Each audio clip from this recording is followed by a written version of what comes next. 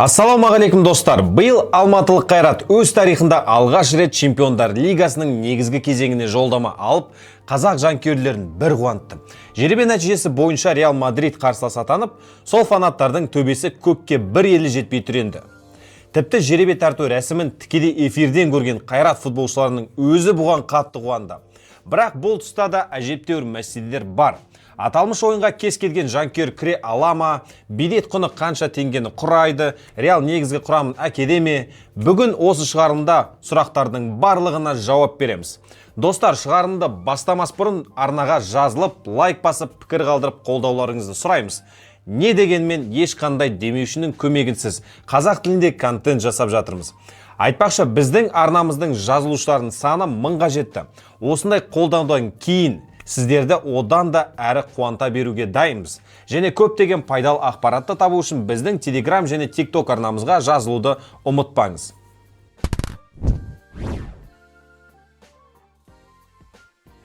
Жеребе тарту рәсімі кезінде Қайратқа Реалдың түскенін көргенде олардың Қазақстанға қай уақытта келетіні көпті алаңдатты. Өйткені бұл матч Чемпиондар Лигасының соңғы 7-8 турына түсіп қалғанда желтоқсан қаңтар айларында өтетін еді. Ал ол кезде Алматыдағы ауа райының қандай болатынын бәріңіз білесіздер. Бірақ қуанышымызға орай 2-ші турға түсіп, ойын 30-шы қыркүйекке жоспарланды.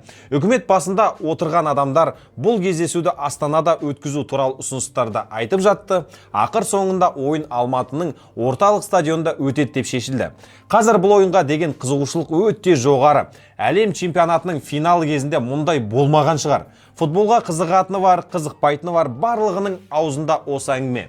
Біразы дегеніміз артық шығар, барлығы Қайратты емес, Реалды көруге асық болып отыр. Бұл матчқа тек Қазақстаннан ғана емес, көршілес мемлекеттеріміз Өзбекстан, Қырғызстан, Ресей, Беларусьтен де қызығушылық мол. Өзбек бауырларымыз әлем чемпионатына шықты деп қызыға да, қызғана да қарап едік. Енді олар біздің Қазақстанға Реалды әкелетімізге қуанып отыр. Ал мадридтіктер осы ойында асыға күтіп жүрген жанкүйерлердің үмітін ақтай ала ма? Мысалы, былтыр Челси конференция лигасында Астанамен ойнады. Астана арена жөндеу жұмыстарына байланысты жабық болғандықтан матч Алматыда өтті. Ол кезде де дәл қазіргідей ойынға деген қызығушылық жоғары болды. Билеттер 1,5 сағат ішінде сатылып кетті. Бірақ матчқа бір күн қалғанда Челсидің Қазақстанға негізгі құраммен емес, академия ойыншыларымен келетінін естігенде дүйім жұрттың қуанышы су сепкендей басылды. Ойын күні алып сатарлар алған билеттерін жарты бағасына да өткізе алмай қалды. Биыл да сондай болып қалмай ма деген сұрақтар көптің көкейінде жүр. Челси ол кезде Астанаға қарсы ойынға дейін плей-офф кезеңіне шығу мәселесін шешіп қойған еді. Ал Реалдың жағдайы ондай емес. Бұл небәрі Чемпиондар Лигасының 2-ші туры. Мадридті клубқа ұпайдан шашау шығарудың қажеті жоқ. Хаби Алонсоның келгені кеше. Келе салысымен ұпай жоғалту оның жоспарында жоқ шығар. Оның үстіне плей-офф кезеңіне тікелей шығу үшін мейлінше көп ұпай жинау қажет. Осы жағдайлардың бәрін ескерсек, Реал Қазақстанға негізгі құраммен келетіні белгілі болды. Бірақ жанкүйерлер мына 4 ойыншыны Алматыдан точно көре алмайды.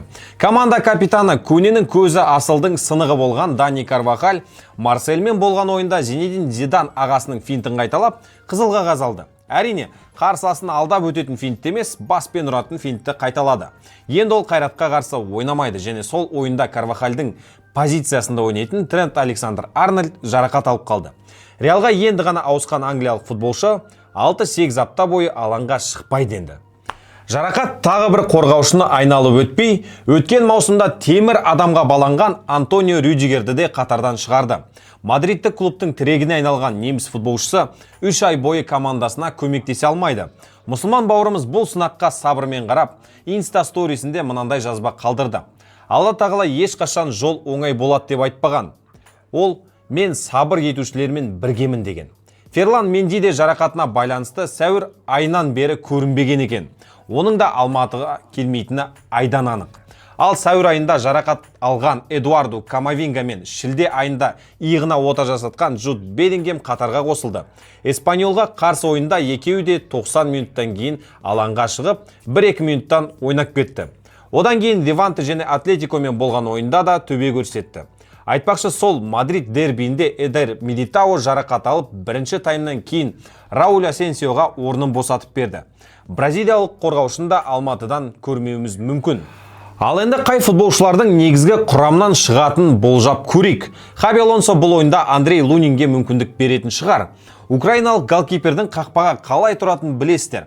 Куртуа жарақат алып қалған кезде Реалды Чемпиондар Лигасының финалына дейін сүйреп апарған еді. Орталық қорғаушы позициясында Дин Хёйсен бар. Эдер Милитао келмейді. Хёйсен мен Давид Алаба жұп құрады. Сол қапталдан Альваро Каррера шықса, оң қапталда былтырғыдай Лукас Васкесте жоқ шығара салатын.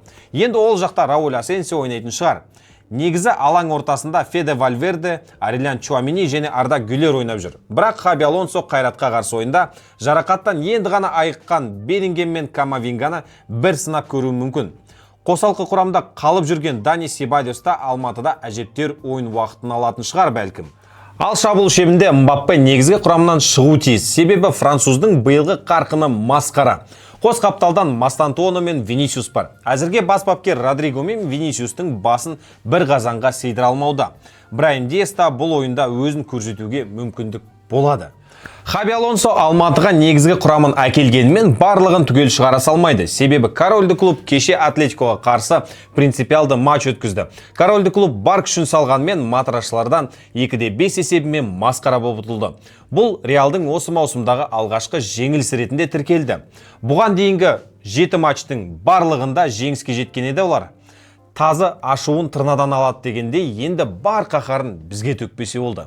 Кешегі жеңілісті жуып шай үшін Хаби Алонсодан жанкүйерлер ірі жеңіс күтеді. Атлетикоға қарсы ауыр ойыннан кейін Реал ойыншылары 6400 шақырымды артқа тастап Алматыға шады. Сондықтан бас бапкер ротация жасап, қайратқа қарсы жаңағы Диас, Себайдостарды ойнатуы әбден мүмкін. Айтпақшы, бұған дейін Қазақстанда Реалда доп тебетін футболшылардың бесеуі келген екен. 2011 жылы 19 жаста болған Давид Алаба Австрия құрамасымен бірге келген. Былтырда келіп, дәл сол Алматыда Ұлттар Лигасы аясында Қазақстанға қарсы ойнау керек еді, бірақ жарақаты болып келе алмады.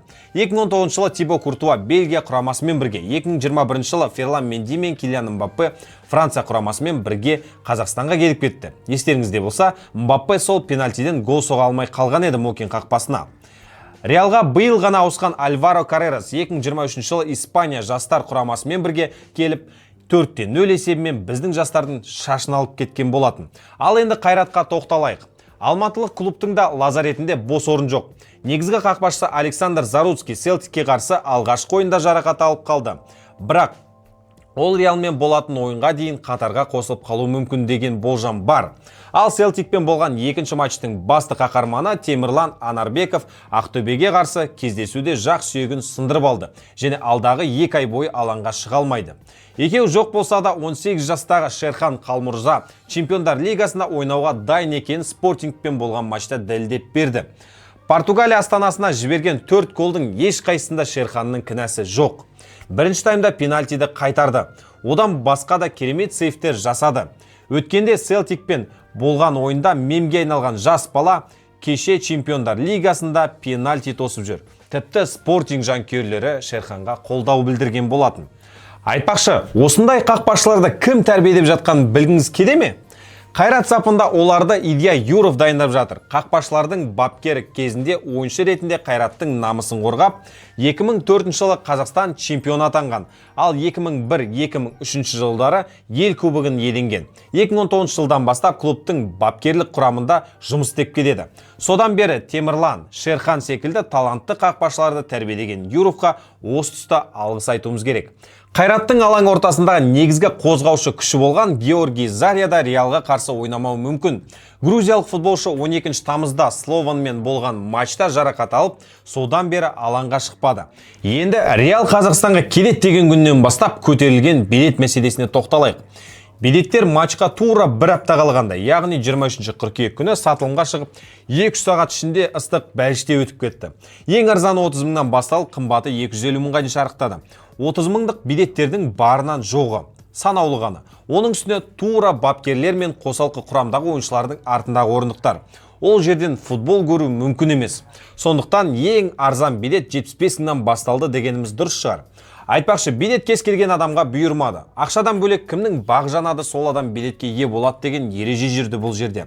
Себебі ол кезде сайтқа кірген адамдардың саны күрт атып, тикетон барлығын кезекке қояды. 20 мың билетке 200-300 мың адам кезекке тұрды. Жолы болғаны матчқа кіретін мүмкіндікті иеленді.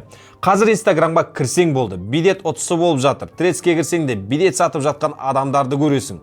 Онлайн базар қылып алған әлеуметтік желіні. Қонақ келетін кезде үйді жинайтын әдетіміз бар еді ғой. Қайрат та қазір қонақ бөлмені тазалағандай орталық стадионда реттеп жатыр. Өмірі құлыптаған есікке үйленетін кезде замок қоямыз ғой. Сол секілді орталық стадионға өмірде болмаған турникеттер қойылуда. Стадионға кірер кезде билеті бар адамды ЖСН нөмірімен тексереді деген ақпарат бар. Бірақ 20 мың адамның қайсысы бірін тексеріп отырады. Таң атып кетеді ғой, бітем дегенше. Алып сатарлар шынымен де ЖСН нөмірді тексеретін болса, жаңағы билеттер алған клиенттің стадионға дейін шығарып салуға уәде беріп отыр. Сондай-ақ бас істейтін адамдар матчта стадионның төңірегіндегі биік ғимараттардың балконынан көруді жоспарлап отыр. Айтпақшы, билет бағасы УЕФА-мен бірлесе отырып қойылыпты. Қымбатсынып отырған адам болмады. 2-3 сағатта жоқ болып кетті билеттер. Бір қызығы, жанкүйерлер Алматыда Пафос, Олимпиакос және Брюггемен болатын ойындарға да билетті дәл осы сомаға сатып алады. Яғни 4 матчқа арналған билет құны бірдей болады. Реалға қарсы ойыннан алматылық клуб билет сату арқылы 3 миллиард теңгедей ақша табады деген ақпарат та бар. Қайрат өз алаңында Реалдан ұпай тартып ала ма? Бұл сұраққа әркім әртүрлі жауап беруде. Кейбіреулері Чемпиондар Лигасының 15 дүркіні алматылықтарды еш қиналмай жеңет десе, кейбірі Қайрат ұзақ жолдан шаршаған және таудың ауа-райына үйренбеген Мадрид клубтан кем дегенде бір ұпай алуға қауқарлы деп есептейді. Кезінде Астанада Чемпиондар Лигасында Атлетикомен тең ойнап еді ғой. Астана аренада Антуан Гризман, Фернандо Торрестер гол соға алмай кеткен болатын. Қайратқа да неге солай жасамасқа? Оның үстіне алматылық клубта бұл ойынға дайындалуға бір апта уақыты болды. Олар соңғы ойынын 22 қыркүйекте жеңіске қарсы өткізіп, 3-1 есебімен жеңіске жетті. Бұл матчта үкілеп отқан үмітіміз Дастан Сатпаев дубль жасады. Ал Реал 23-не Левантемен, 27-сіне Атлетикомен ойнап, шаршап қалды. Осы тұста белгілі қазақстандық кәсіпкер Тұрсын Алагөзов Реалды жеңген жағдайда Қайрат ойыншыларына автокөлік сыйлауға уәде берді. Міне саған мотивация. Макбук емес, машина! Тұрсын мырзаның уәдесінде тұратынына күмәніміз жоқ. Себебі ол өткен жазда өз қызметкерлеріне 100 пәтер сыйға тартқан еді. Көп күткен тарихи матчқа небәрі бір күн қалды. Бұл ойынның біздің футболымыз үшін тамаша жарнама болатыны анық. Елімізде бұл спорт түріне деген қызығушылық арта түседі. Алматылықтар бір кездері Астана сияқты Чемпиондар Лигасында ойнауға болатынын дәлелдеді. Бірақ елордалық клубтан айырмашылығы Қайрат өзіміздің қара көздерге көп мүмкіндік беруде. Спортингке қарсы ойында 7 қазақстандық футболшы, оның ішінде Қайраттың 5 түлегі Чемпиондар Лигасында негізгі кезеңінде дебют жасады.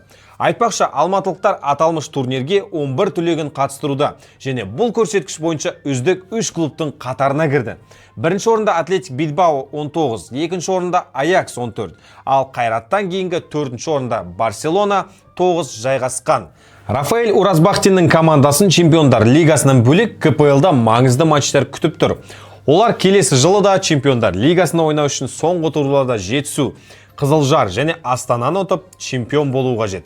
Биылғы Еврокубоктағы жетістігінен кейін алматылықтардың тағы да чемпионатта топ жарғаны дұрыс болатын секілді. Себебі Қазақстанның басқа клубтары конференция лигасында масқара болып ұтылуда. Ал Қайрат Селтик секілді азулы қарсыласты артқа тастап Чемпиондар Лигасына шықты. Бұл жетістік үшін УЕФА тарапынан 20 миллион евродан көп ақшалай сыйлыққа ие болды. Сол ақшаға сапалы трансферлер жасаса, келесі жылда Чемпиондар Лигасына жарқырауға мүмкіндігі бар.